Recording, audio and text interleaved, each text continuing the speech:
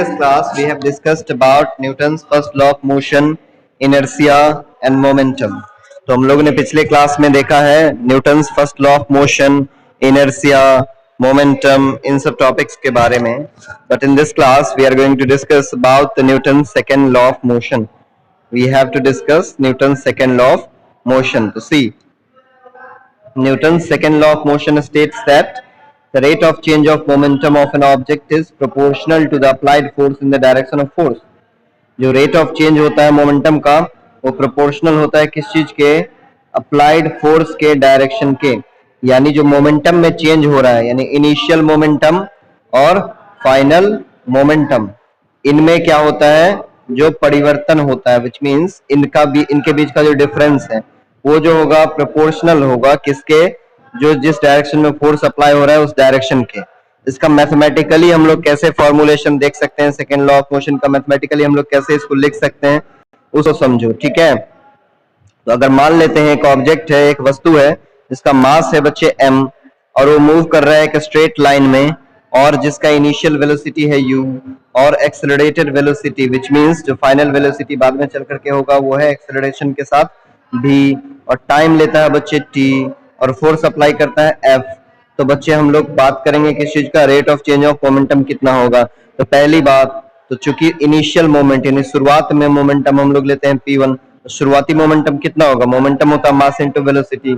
Object का मास कितना था? m, वेलोसिटी शुरू में कितना था? u, तो इनिशियल मोमेंटम हो गया mu. अगर हम लोग बात करें फाइनल मोमेंटम का, हाँ, जब ऑब्जेक्ट एक्सेलरेटेड हो जाए तो उसको मान लेते हैं P2, और मास तो बच्चे m ही रहेगा ऑब्जेक्ट का, और वेलोसिटी हो जाएगा कितना? हम लोगों ने माना है कि एक्सेलरेटेड वेलोसिटी कितना है? v.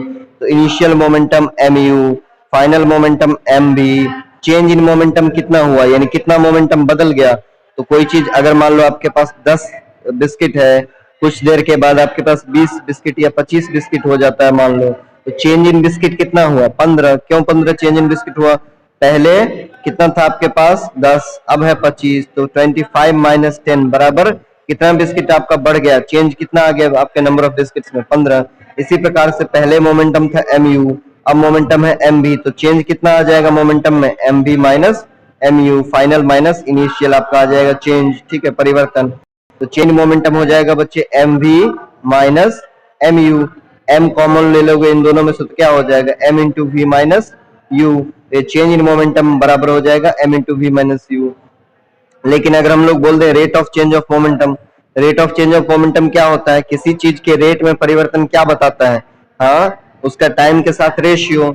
जैसे हम लोग बात करते हैं rate of change of work done, rate of change of work done is called power.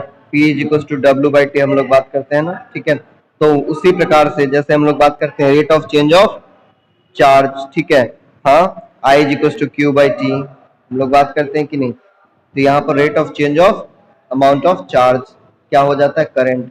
उसी प्रकार से rate of change of momentum बच्चे हम लोग क्या लिख सकते हैं?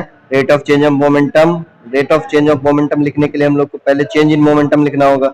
चेंज ऑफ मोमेंटम होता है m into we minus u, और रेट ऑफ चेंज क्या हो जाएगा? बाई t, यानी दिए गए समय में कितना मोमेंटम चेंज हो गया. तो दिया गया समय मान लेते हैं t, तो हो जाएगा m into we minus you by t. ये हम लोग का हो गया rate of change of momentum.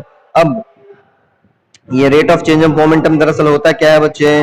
Rate of change of momentum होता है अप्लाइड फोर्स, यानी फोर्स किसके प्रोपोर्शनल होगा? Rate of change of momentum के, which means m into we minus you by t. यही कहता है हम लोग का Newton second law of motion. जो अप्लाइड फोर्स है वो प्रोपोर्शनल होगा किस चीज के? वो प्रोपोर्शनल होगा किस चीज के? डायरेक्शन ऑफ फोर्स के. अप्लाइड फोर्स के डायरेक्शन के प्रोपोर्शनल होगा क्या चीज? Rate of change of momentum, which means m into we minus you by T, जो प्रोपोर्शनल होगा किस चीज के? डायरेक्शन ऑफ फोर्स, यानी फोर्स के प्रोपोर्शनल होगा. ठीक है, इसका मतलब क्या हो गया? हम लोग क्या मान ले? हम लोग को पता है क्या कि v माइनस यू, ठीक है, क्या होगा? कुछ वेलोसिटी ही आएगा. क्या आएगा? वेलोसिटी ही आएगा. हम लोगों ने देखा f जो है वो डायरेक्टली प्रोपोर्शनल है किसके? m into we minus u के. और v माइनस यू क्या आएगा? वेलोसिटी माइनस वेलोसिटी, तो वेलोसिटी ही आएगा ना. और वेलोसिटी बाय टाइम क्या होता है? आप एक बात बताओ, हम लोगों ने न्यूटन्स इक्वेशंस ऑफ मोशन में देखा था कि हम लोग का वैल्यू आया था v is equal to u plus a t. आया था कि नहीं आया था? एक इक्वेशन था v is equal to u plus a t. बच्चे इसमें अगर हम लोग क्या कर लें, टी का वैल्यू निकालना चाहें, ठीक है, तो क्या आ जाएगा बच्चे बताओ, ठीक है, या ए का वैल्यू निकालो, ए का वैल्यू निकालोगे तो क्या आ जाएगा, इस यू को इस तरफ लाओ तो क्या हो जाएगा, v minus u is equal to क्या हो जाएगा बच्चे, ए टी। यहाँ पर ए का वैल्यू निकालो इससे, तो ए बराबर क्या हो जाएगा, v minus you by T. तो क्या इस v minus you by t के जगह पर हम लोग a लिख सकते हैं, बिल्कुल लिख सकते हैं, ठीक है। इसका मतलब हम लोगों ने जो लिखा है f जो है डायरेक्टली प्रोपोर्शनल है किस चीज के, f डायरेक्टली प्रोपोर्शनल है m into we minus you by t के, जहां पर v minus you by t क्या होगा, a होगा, f डायरेक्टली प्रोपोर्शनल हो जाएगा किस चीज के, m इंटू a के, ये पूरा का पूरा क्या है, a है, यानी एक्सेलरेशन है, तो हम लोग का आ गया फोर्स m मास और एक्सेलरेशन के डायरेक्टली प्रोपोर्शनल, जहां पर k क्या होगा बच्चे, के यहाँ पर क्या हो जाएगा, प्रोपोर्शनैलिटी कांस्टेंट, क्योंकि हम लोगों ने लिया है f is directly proportional to ma। इसका मतलब प्रोपोर्शनैलिटी का साइन हटाएंगे तो एक कांस्टेंट लाएंगे, कांस्टेंट ले लेते हैं k, तो हो जाएगा f इज इक्वल टू के ma, k क्या है, प्रोपोर्शनैलिटी कांस्टेंट, ठीक है। लेकिन जब k का वैल्यू क्या हो बच्चों, 1, तो जब k 1 हो तो इसमें k का वैल्यू 1 पुट करेंगे तो 1 इंटू ma क्या हो जाएगा, ma हो जाएगा, तब जाकर के फोर्स का फॉर्मूला हम लोग को क्या मिल जाएगा, for k is equal to 1 force is equal to ma, force is equal to mass into acceleration. ये हम लोग का कहता है क्या, न्यूटन सेकंड लॉ। ऐसा यूनिट जो हो जाएगा वो क्या हो जाएगा, मास का केजी होता है और एक्सेलरेशन का मीटर पर सेकंड स्क्वायर होता है, ठीक है। तो फोर्स का क्या हो जाएगा बच्चे, फोर्स का हो जाएगा मास के लिए केजी और एक्सेलरेशन के लिए मीटर पर सेकंड स्क्वायर, तो फोर्स का यूनिट क्या हो जाएगा, केजी मीटर पर सेकंड स्क्वायर, और इसी को हम लोग न्यूटन भी बोलते हैं, विच मींस फोर्स का ऐसा यूनिट न्यूटन होता है जिसका वैल्यू होता है केजी मीटर पर सेकंड स्क्वायर में, ओके। और फोर्स के लिए हम लोग क्या करते हैं, मास इंटू एक्सेलरेशन लिखते हैं, और न्यूटन जो है उसके लिए सिंबल देते हैं कैपिटल एन, जैसे हम लोग लिखें 10 न्यूटन का फोर्स, 15 न्यूटन का फोर्स, तो ये फोर्स के लिए सिंबल कैपिटल एन का देते हैं हम लोग, ठीक है। Keep this thing in mind now. अब बात करेंगे बच्चे Newton third law of motion का। Newton third law of motion क्या स्टेट करता है, ये कहता है, हर किसी को पता है, ये बच्चे बच्चे को पता है, to every action there is an equal and opposite reaction and they act on the different bodies. अलग अलग बॉडीज के ऊपर एक्ट करने वाली फोर्सेज होंगी। अगर एक एक्शन आप किसी भी चीज के ऊपर लेते हो तो इक्वल और अपोजिट रिएक्शन होगा उस चीज का, और वो अलग अलग बॉडीज के ऊपर एक्ट करेंगी। इसको हम लोग रिएक्शन से, इसको हम लोग एक एक्सपेरिमेंट से देखते हैं। इसको प्रूव करने के लिए हम लोग क्या करते हैं कि एक एग्जांपल लेते हैं जिससे ये प्रूव होगा। देखो, हम लोग दो स्प्रिंग बैलेंस लेते हैं, ए और बी, ये स्प्रिंग बैलेंस है ए और बी। क्या करते हैं, इनको कनेक्ट करते हैं आपस में, देख रहे हैं आप, हम लोग क्या कर रहे हैं, इसको आपस में कनेक्ट किए हुए, जोड़े हुए हैं, ठीक है।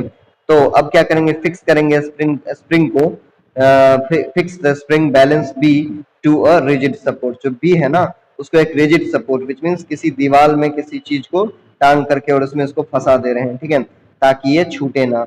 इसको हम लोग दीवार में टांग दे रहे हैं ताकि ये छूटे ना, और एकदम रिजिड है, कठोर है, ठीक है ना। और दूसरे सिरे से हम लोग क्या करते हैं, एक फोर्स अप्लाई करते हैं, कैसे, free end of spring balance A. जो स्प्रिंग बैलेंस ए है ना, इसको इस तरफ से पकड़ करके हम लोग पुल करते हैं, ठीक है, यानी खींचते हैं।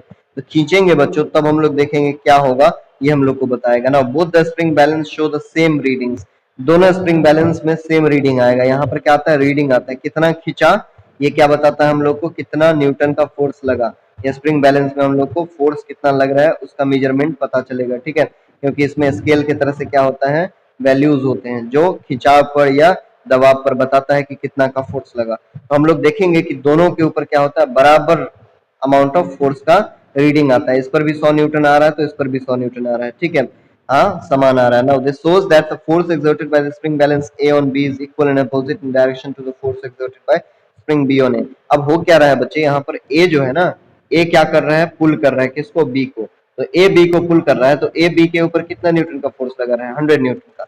लेकिन केवल बी में ही 100 न्यूटन का रीडिंग नहीं आ रहा है, ए में भी हम लोग को 100 न्यूटन का ही रीडिंग आ रहा है। इसका मतलब बी भी ए के ऊपर कितना न्यूटन का फोर्स लगा रहा है, 100 न्यूटन का। इससे क्या पता चलता है, अगर ए पुल करता है, मतलब ए को पुल करते हैं तो ये खींचता है, तो ए किस पर फोर्स लगा रहा है, आपका हाथ लगा रहा है ए के ऊपर, और ए जो है वो लगा रहा है बी के ऊपर। तो बी के ऊपर जो ए लगा रहा है फोर्स, इसका मतलब ये हुआ कि यहाँ पर रीडिंग अगर सेम आ गया, इसका मतलब बी जो है वो भी ए के ऊपर सेम क्वांटिटी, सेम मैग्नीट्यूड का फोर्स अप्लाई कर रहा है। तो now the force exerted by the spring balance A on B action, जो ए के द्वारा बी के ऊपर फोर्स लगाया जा रहा है वो हो रहा है एक्शन, और जो बी के द्वारा ए पर लगाया जा रहा है वो हो रहा है बच्चे रिएक्शन। यानी हर एक्शन का इक्वल एंड अपोजिट रिएक्शन होता है। ये न्यूटन का लॉ स्टैब्लिश हो गया इस एग्जांपल के सहायता से, ठीक है। नाउ ये हम लोग देख लिए। अब देखो आगे इसका एग्जाम्पल देखो एक्शन और रिएक्शन का। जब हम लोग एक गन से बच्चे गन से क्या करते हैं, बुलेट फायर करते हैं, ठीक है, गोली मारते हैं गन से, तो क्या होता है, ये फॉरवर्ड फोर्स तो लगता ही है, आगे की ओर तो बुलेट जाता ही है, ठीक है, लेकिन बुलेट इक्वल और अपोजिट फोर्स अप्लाई करता है गन के ऊपर भी, जिसके कारण क्या होता है, गन भी रिकॉइल करता है, पीछे की ओर जाता है। तो इसलिए कंधे पर रख करके क्या किया जाता है, बड़े वाले गन को फायर किया जाता है, ठीक है, ताकि क्या हो जाए, जैसे ही गन से जो गोली निकला है वो आगे की ओर जाएगा तो वो इक्वल एंड अपोजिट फोर्स पीछे की ओर अप्लाई करेगा, जिसके कारण गन जो है वो पीछे की ओर भागता है, ठीक है। तो इसलिए उसको कंधे से पकड़ करके रखा जाता है ताकि क्या हो जाए, वो पीछे ना निकल जाए, ठीक है, वो खतरनाक होता है। साथ ही साथ इसी तरह से हम लोग क्या करते हैं, जो छोटा पिस्टल होता है उसमें भी पीछे की ओर क्या होता है, फोर्स लगता है और वो पीछे की ओर रिकॉइल होता है, ठीक है। लेकिन छोटा पिस्टल चूंकि क्या करता है, कम फोर्स के साथ आगे की ओर भेजता है बुलेट को, तो उतना ही फोर्स लगता है पीछे, जिस कारण से उसका इम्पैक्ट इतना नहीं पड़ता। इसलिए कहा जाता है जो देसी कट्टे होते हैं, जो जो मतलब लोकल लोग बनाते हैं ऐसे बंदूक छोटे मोटे, ठीक है, रिवॉल्वर वगैरह, रिवॉल्वर नहीं आप उसको कट्टा कहिए, ठीक है, देसी कट्टा, ठीक है। उसमें क्या होता है प्रॉब्लम, कि उसका जो पाइप होता है ना वो बहुत ही क्या होता है, स्ट्रांग नहीं होता है, ठीक है। वो ट्रक का जो ये होता है स्टीयरिंग, उसका जो पाइप होता है उससे बनाया जाता है, जो कि उतना पावरफुल नहीं होता है। इसलिए कभी कभी क्या होता है, गोली चलता है आगे की ओर और क्या होता है, इतना ज्यादा फोर्स एक्सर्ट करता है पीछे की ओर कि आगे जाने के बजाय गोली पीछे ही चल जाता है और जो चला रहा है वही मर जाता है। तो इसीलिए अगर उसको, चूंकि उसको क्या है, फिजिक्स का समझ नहीं है जो बना रहा है इसको, तो फिर वो क्या करेगा, गड़बड़ी कर देगा और जो ऐसा बना देगा बंदूक जो क्या करेगा, गोली चलाने वाले को ही मार देगा। तो इसलिए फिजिक्स का समझ होना बहुत जरूरी है, एक्शन के अगेंस्ट में रिएक्शन किस प्रकार से होता है ना। जैसे एक सेलर होता है ना, वो जंप करता है, जैसे मान लो एक बोट चलाने वाला नाविक है या कोई भी नाव पर चढ़ा हुआ व्यक्ति है, वो क्या करता है, जैसे ही नाव पर से उतर करके, आप भी देखे होइएगा, नाव पर से उतर करके किनारे की ओर बढ़िएगा ना, तो जब आपका पाँव किनारे की ओर जाता है तो नाव पीछे की ओर भागता है, ठीक है। जैसे ही आप पाँव रखेंगे किनारे की ओर, किनारे पर, ठीक है, वैसे ही नाव पीछे की ओर भागेगा। ऐसा इसलिए होता है कि जब आप नाव को छोड़ रहे हैं तो आपके द्वारा एक फोर्स अप्लाई किया जाता है, ठीक है, किसके ऊपर, नाव के ऊपर। तो जब आपका फोर्स अप्लाई हो रहा है फ्रंट में, तो वैसे ही वो फोर्स क्या होगा, बैकवर्ड अप्लाई होगा, इजंट इट, नहीं, वही फोर्स क्या होगा, बैकवर्ड अप्लाई होगा, ठीक है, पीछे की ओर भी अप्लाई होगा। Now so when a seller jumps out of a boat, he exerts a backward force on the boat and what happens, the boat exerts equal and opposite force। तो boat पर वो बैकवर्ड फोर्स अप्लाई करता है, तो boat भी उसके ऊपर equal and opposite force apply करता है, जिसके कारण वो आगे बढ़ पाता है और बोट पीछे निकल जाता है। तो इसलिए क्या होता है, एक्शन के अगेंस्ट में रिएक्शन हम लोगों ने देखा किस प्रकार से होता है। एक और एग्जांपल एक दो देखेंगे। देखो, जब एयर फिल्ड बैलून जो होता है ना, जो हवा भरा हुआ बैलून को हम लोग रिलीज करते हैं, तो क्या होता है, force of air coming out of the balloon, okay, exerts an equal and opposite force on the balloon and it moves upward।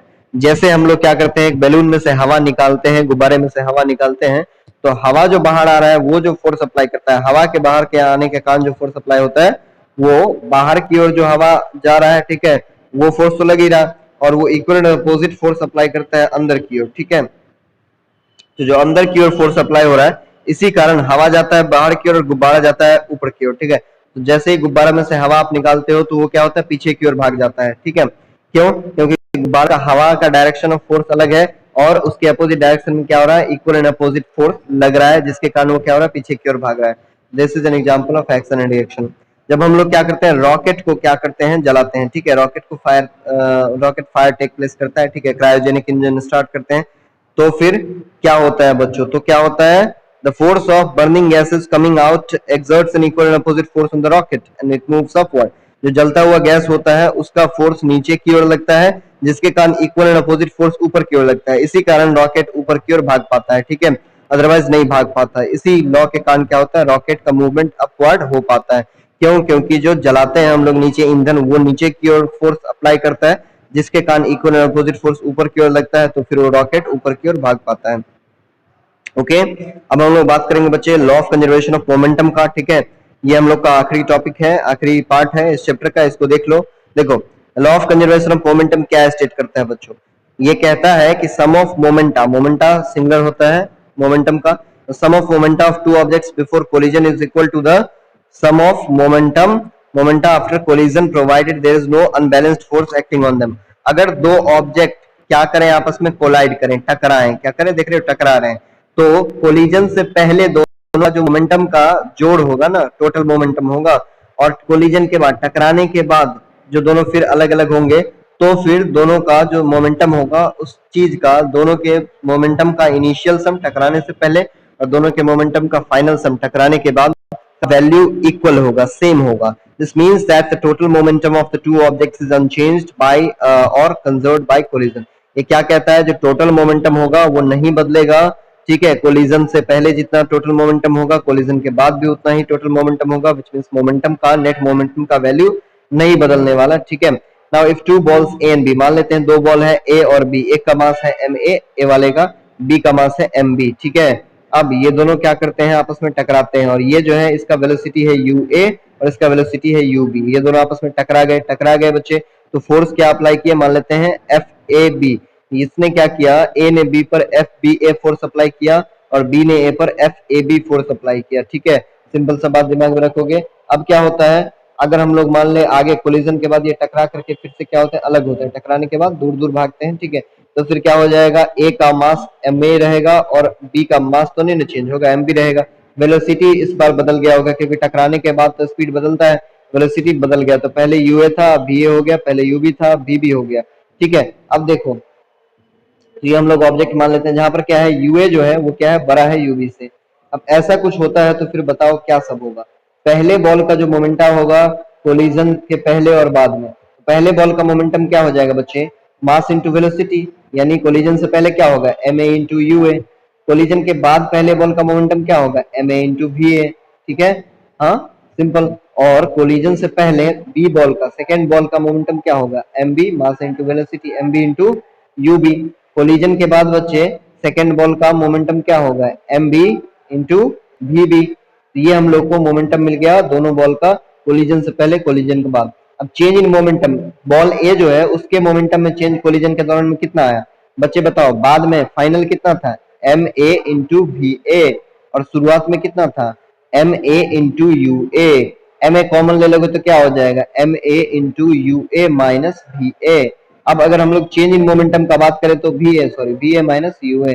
अगर हम लोग चेंज इन मोमेंटम का बात करें तो क्या करेंगे, टाइम से डिवाइड करेंगे बाई टी, और v minus you by t क्या होता है, ए होता है बच्चे. ठीक है, हाँ ये सब चीज हम लोगों ने देखा है. अब उसके बाद बॉल बी का अगर हम लोग बात करें चेंज इन मोमेंटम तो क्या हो जाएगा, बॉल बी का फाइनल मोमेंटम कितना था, M B into we B. Ball A का फाइनल, बॉल बी का इनिशियल मोमेंट कितना था, M B into you B. ठीक है, mass into velocity. M B common ले लेंगे बच्चे तो क्या हो जाएगा, V B minus U B. और चेंज इन मोमेंटम का बात करेंगे तो टाइम से डिवाइड कर देंगे. ठीक है, ये हो गया हम लोग का दोनों बॉल का चेंज इन मोमेंटम, बॉल ए और बॉल बी का. ठीक है, हाँ न्यूटन के थर्ड लॉ के हिसाब से क्या होता है, अगर हम लोग क्या करें, दो ऑब्जेक्ट आपस में कोलाइड करते हैं, ठीक है, और बॉल ए और बी यहाँ पर हैं दोनों ऑब्जेक्ट, तो दोनों क्या करेंगे, एक दूसरे पर equal and opposite force apply करेंगे. ठीक है, यानी ऐसे फोर्स अप्लाई करेंगे जो अपोजिट होगा लेकिन साथ ही साथ बराबर होगा एक दूसरे का. अपोजिट होने का मतलब क्या बताए हुए हैं आप लोग को शुरू में ही, अपोजिट होने का मतलब एक प्लस में तो दूसरा माइनस में. तो वही चीज हम लोग करेंगे. एक ने दूसरे पर लगाया एफ ए बी फोर्स, दूसरे ने एक पहले पर लगाया कितना, एफ बी ए फोर्स, लेकिन क्या ले रहे हैं साइन, दोनों इक्वल तो है. न्यूटन के थर्ड लॉ के हिसाब से जो फोर्स अप्लाई करेगा दो ऑब्जेक्ट एक दूसरे के ऊपर कोलाइड करने के बाद वो इक्वल होगा और अपोजिट होगा. इक्वल होगा तो इक्वल कर लिए, एफ बी ए दोनों के द्वारा एक दूसरे पर लगाएगा force.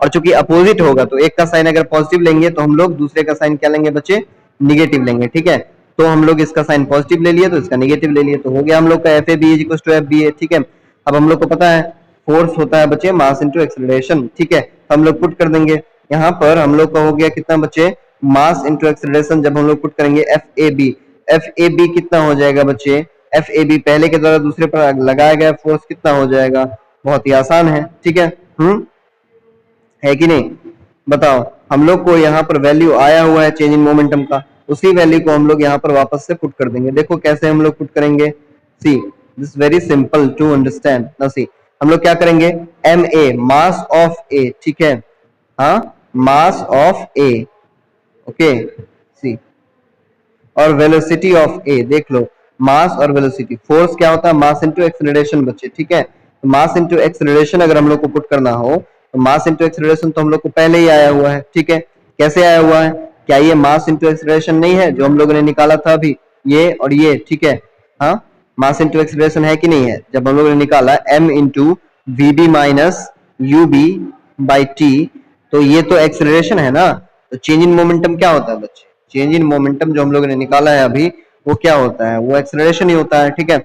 Mass into velocity, velocity by time, ये वेलोसिटी बाय टाइम क्या है, एक्सेलरेशन। तो मास इनटू एक्सेलरेशन है कि नहीं है, ये ये बी के द्वारा ए पर लगाया गया फोर्स है, हाँ, और ए के द्वारा बी पर लगाया गया फोर्स, इन दोनों को इक्वल करेंगे बच्चे, क्या हो जाएगा यहाँ पर, ठीक है, यहाँ पर हो जाएगा एम ए, यहाँ पर इक्वल टू नहीं होगा बच्चे, इक्वल टू को हटा लोगे, M A into we A minus U A by T, जो हम लोग ने यहाँ पर निकाला था, M A into we A minus U A by T, ये किसके बराबर हो जाएगा, एफ बी ए के, फोर्स वी ए यानी सेकंड फोर्स के। सेकंड फोर्स कितना है बच्चे, हम लोगों ने चेंज इन मोमेंटम यानी सेकंड फोर्स जो यहाँ पर निकाला हुआ था वो क्या था, M B into we B minus U B by T, लेकिन माइनस में होगा तो हम लोग लिखेंगे M B into we B minus U B by T, वो लिख लेंगे।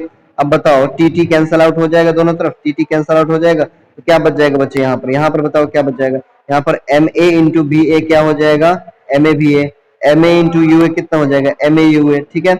अब इस साइड देखोगे तो चूंकि माइनस में है, M B into B B कितना हो जाएगा, minus M B B B, और माइनस और प्लस कितना हो जाएगा, एम माइनस माइनस प्लस, तो कितना हो जाएगा, plus M B into you B, ये हो गया हम लोग का स्टेटमेंट। अब हम लोग क्या करेंगे, इस एम बी और यू बी का ठिकाना लगाएंगे, कैसे लगाएंगे, देखो एम ए बी ए यहाँ पर पहले से है, इस एम ए बी ए को हम लोग उस तरफ ले जाएंगे, तो इधर प्लस में तो उधर जाकर के माइनस में हो जाएगा, ठीक है, बहुत ही सिंपल है। अब हम लोग क्या कर लेंगे, इधर इस तरफ से इसको ले जाएंगे, एम ए यू ए इस तरफ है ही, और इस तरफ से एम बी यू बी को ले जाएंगे इस तरफ, तो इस तरफ प्लस में, तो एम बी यू बी क्या हो जाएगा, इधर आकर के प्लस में हो जाएगा, ठीक है, माइनस में हो जाएगा, साइन चेंज हो जाएगा, ठीक है। बस ये चीज आपको दिमाग में रखना है। यहाँ पर क्या हो जाएगा बच्चे, ये माइनस में हो जाएगा क्या चीज, बी, ये बी ले लेंगे, ठीक है, ये मिसप्रिंट हो गया है मेरे से, इसको आप सही कर लेना।